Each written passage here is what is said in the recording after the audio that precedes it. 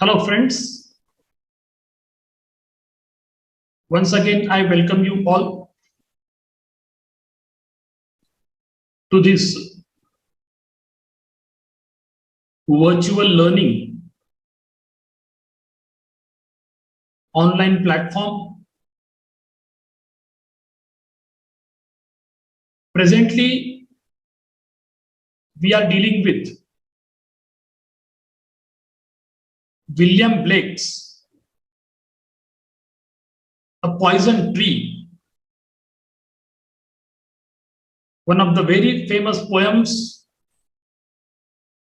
written by this poet. And so far, we completed the first two stanzas of 4 lines each. Collectively, altogether, you might have understood that the poem talks about the cultivation of anger that gradually leads the narrator's feeling of hatred and revenge. Unless we really express our feelings, I think we may not be able to feel comfortable. Here, the poet has put in the effort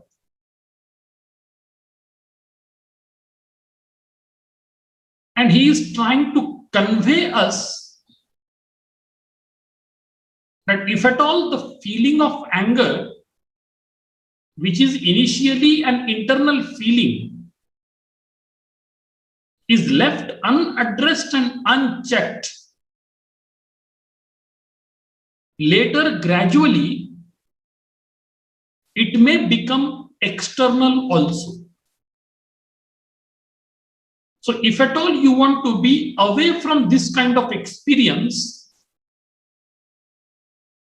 better you express your feelings. Never try to suppress your feelings. If you see in the thematic point of view, you will find that the poem actually talks about suppression of feelings versus expression of feelings. Suppression of feelings is destructive. Expression of feelings is constructive. So whether you want to destroy or to construct is always your own choice. And while living life, I think we need to be very pragmatic and practical and address the issues around us with the utmost positivity possible. So let us now proceed with the third stanza of the poem. Just for continuity, I'll read out the first couple of stanzas also for your better convenience. The poet says, I was angry with my friend. I told my wrath did end. I was angry with my foe. I told it not. My wrath did grow, and I watered it in fears, night and morning with my tears, and I sunned it with smiles, and with soft, deceitful wiles. Now you see, what does the poet say in the third stanza? And it grew both day and night, till it bore an apple bright, and my foe beheld it shine, and he knew that it was mine. See the kind of expression made by the poet over here. And there is a proper connectivity also between the end of the stanza and the beginning of the subsequent stanza.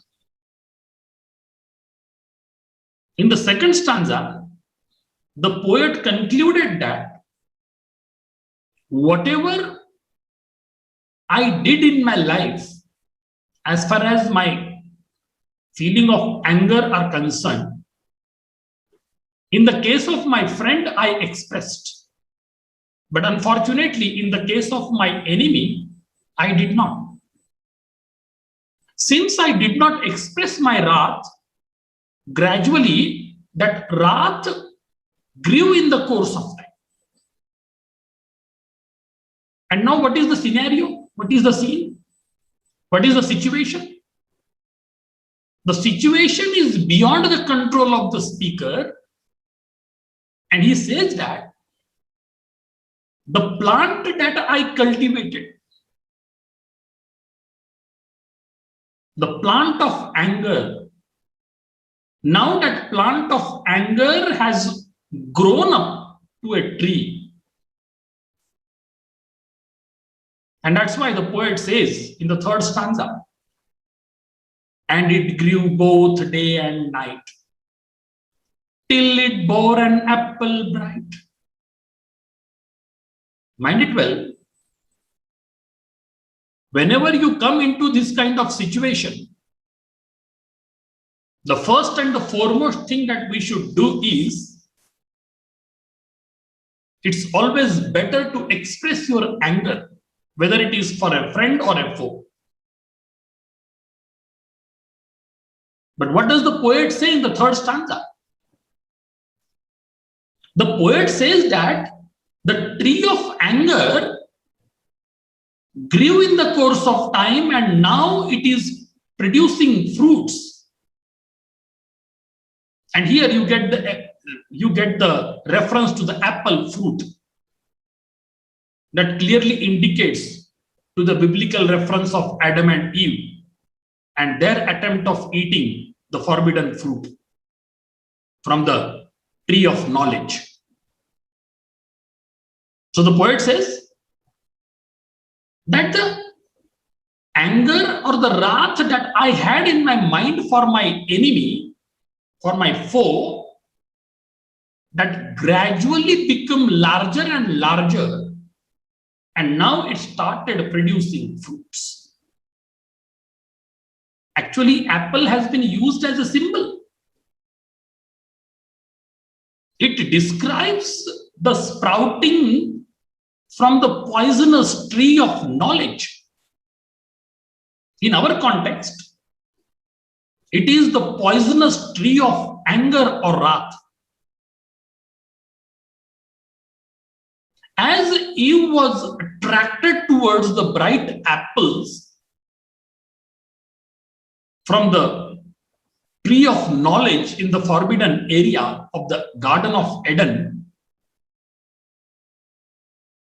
similar kind of brightness is there to the apples which are growing in the garden of the poet. And of course,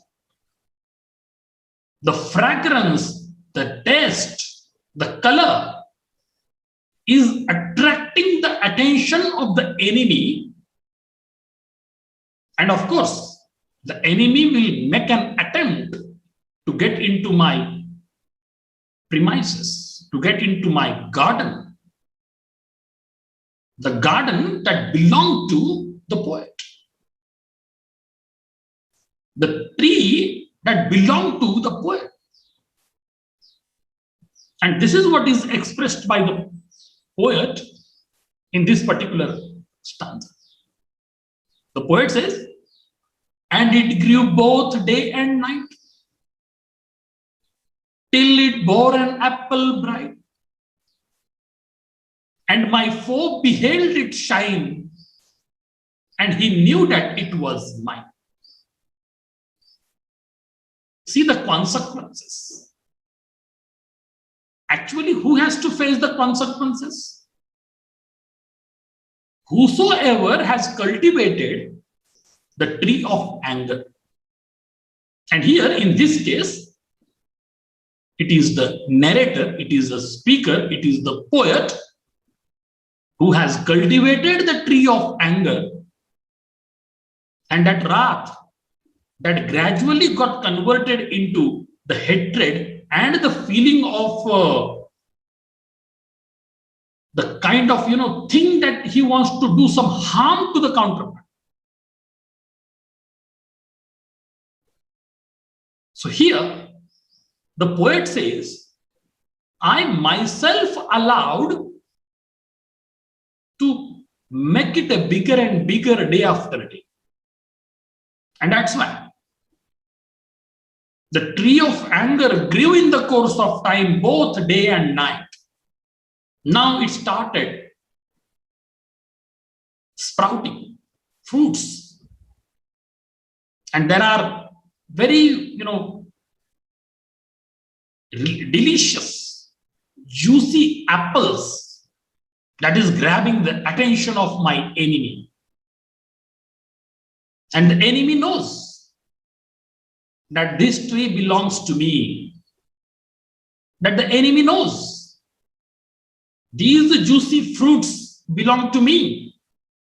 And now you see what happens in the last stanza of this poem, when the poet says, and into my garden stole, when the night had veiled the pole, in the morning glad I see my foe outstretched beneath the tree.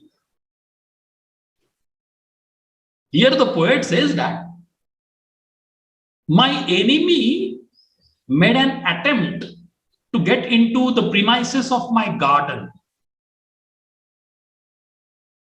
He stole a few juicy apples from the tree of anger.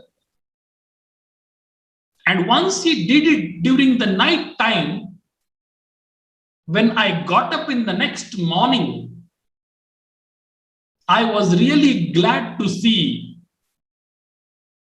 that the dead body of my foe, the dead body of my enemy, was outstretched beneath the same tree from where he plucked the fruits, he plucked the apples and tasted it.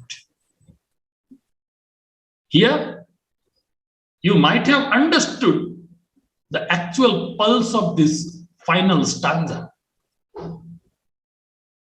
In the final stanza, the narrator describes that how one day, especially during the night, the enemy intruded into the garden of the poet. The enemy did not only intrude into the garden, but he made an attempt to pluck the apples from the same tree which was poisonous, and he had a great taste and relish of the apple. As soon as the enemy tasted it, the poison started working, and it really spoiled the life of the enemy, and the enemy died on the spot. The next morning, I saw the dead body of the enemy was found lying under the tree. And that is how is the culmination of the wrath or the anger, that of the narrator, that he cultivated right from the beginning. But here, one word is really very striking. What is that? When the narrator says, "In the morning glad I see." See, your anger, wrath, hatred, malice, the feeling of revenge, it has reached to such a level that if at all something wrong is going to the enemy, is giving you the sense of happiness. What kind of human value is this?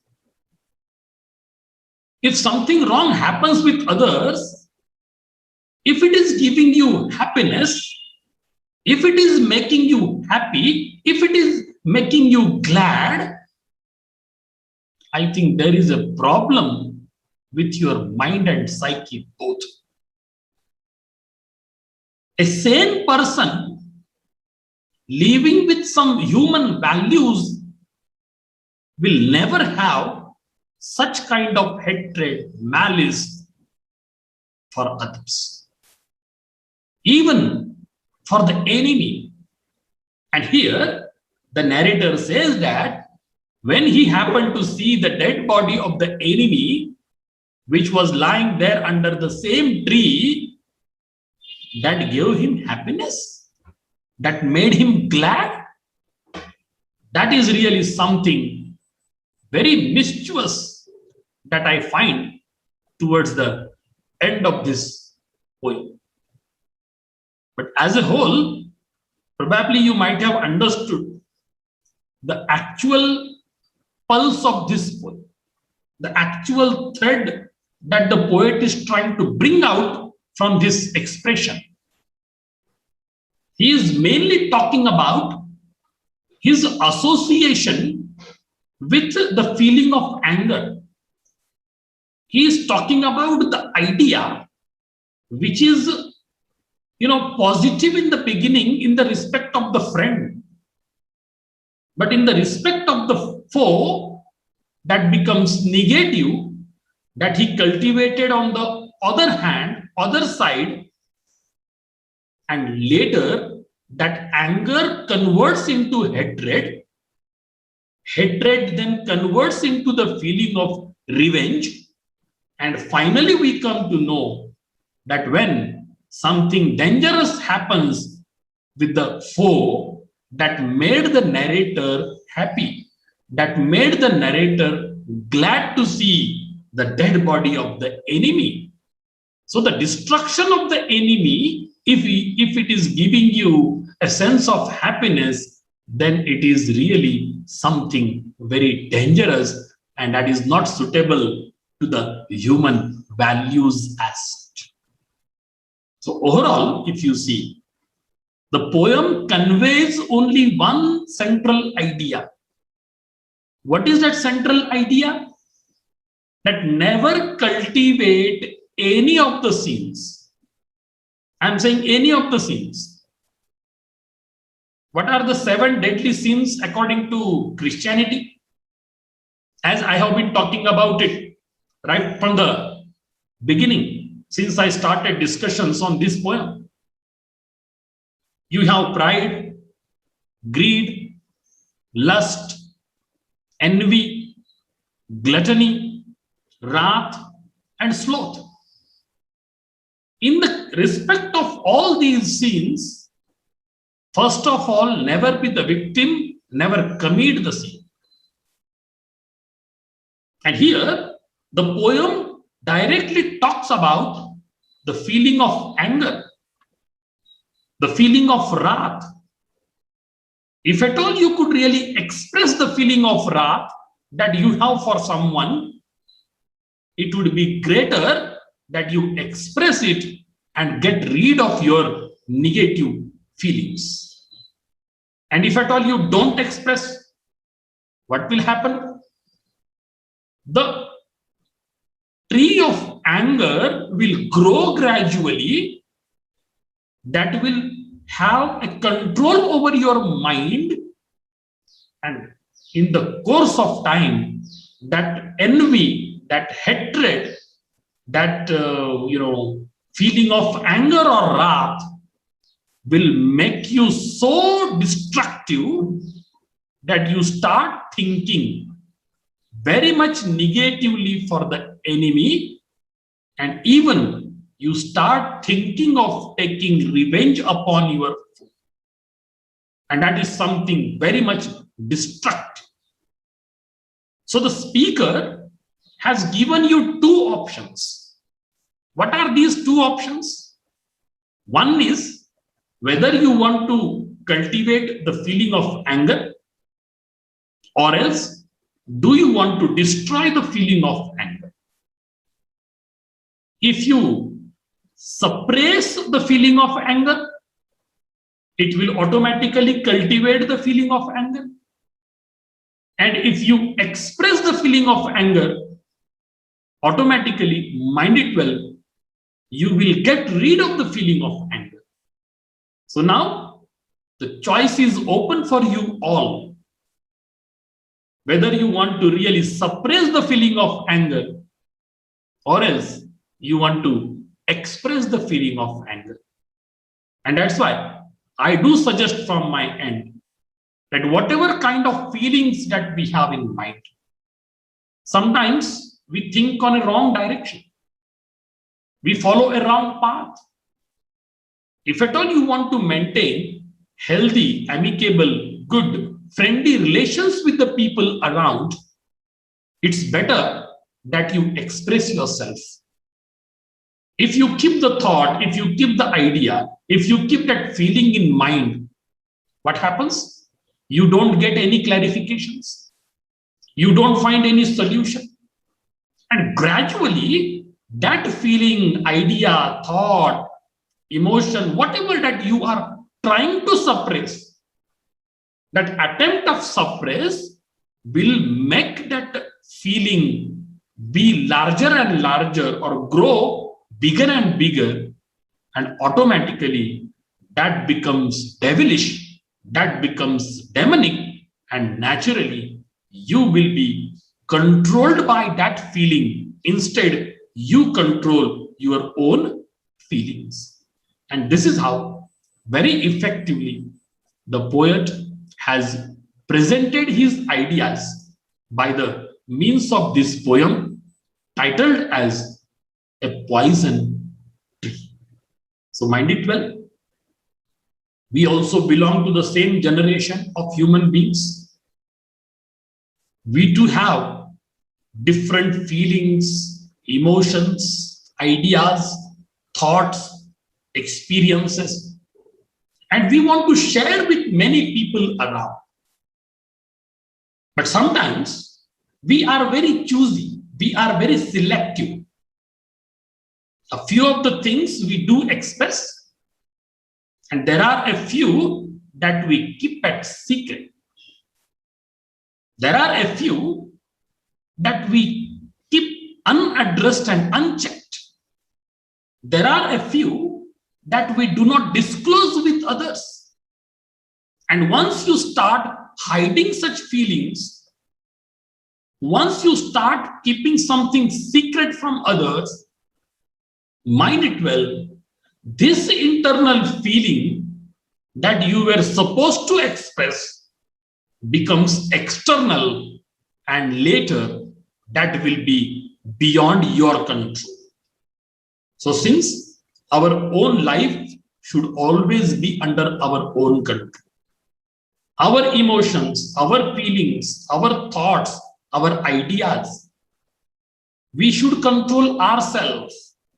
And once they are unchecked and unaddressed, mind it well, maybe in the short period of time, or sometimes in the long course of time, the things will go beyond your control, and you will not be really able to control it. And once you are being controlled by your emotions and feelings, then already I told you, you are finished. The poet suggests that all the people, those who are guilty of, doing all these deadly scenes, they should do only one thing, that they should be really able to justify the situation and address the situation in such a way that they should be really, maintaining, managing their relations in such a way that they should prove to be a healthy, good human being for all the people around. So with this happy note, I come to an end of this particular poem. Thank you very much for patient listening.